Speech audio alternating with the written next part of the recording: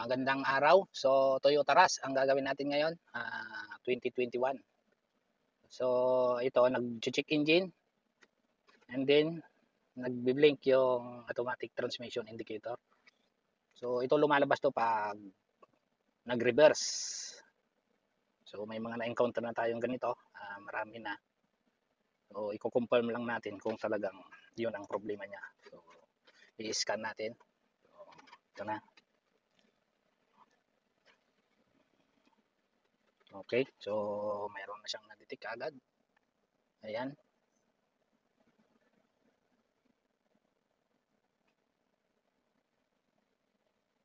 So, okay, report natin.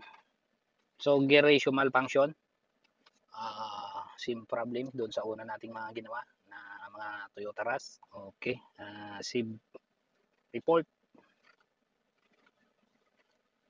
Mileage 2021 122,953. Okay, so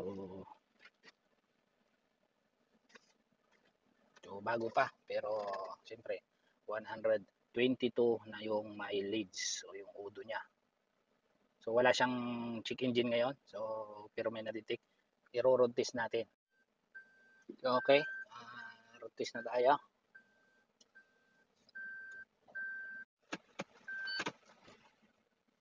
So after ng medyo mahaba-habang road test, kailangan talaga pag uminit na. So reverse. Parang sliding siya. Hindi lang parang talaga lusot yung pressure niya. Ayun, walang ano. Yun. So i-delete natin ulit. So ayan, wala na. So testingin natin ulit. So malalaman natin dito. Reverse tayo, reverse. So walang power. May power yung IRP. Ayan siya.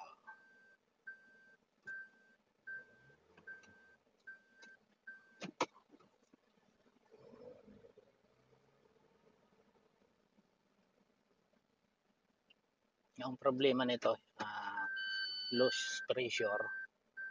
Kaya ganon. So ayan, biglang kakaldag siya pag umilaw na. So ayan yung problema niya.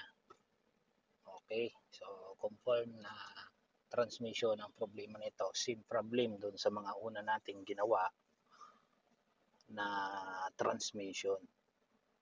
So ang marirecommend natin dito ngayon is pull down yung transmission. So magre-rebuild tayo ng transmission. Okay, so confirm.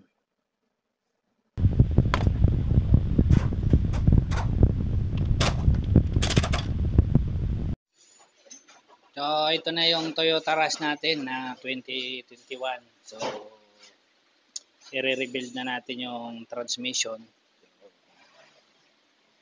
Bigay na ng go signal yung ating customer. So babaklasin na natin to. At sabay-sabay na yung mga ginagawa dito. Ayan. So, meron tayong isa dito. Nililinis pa. So,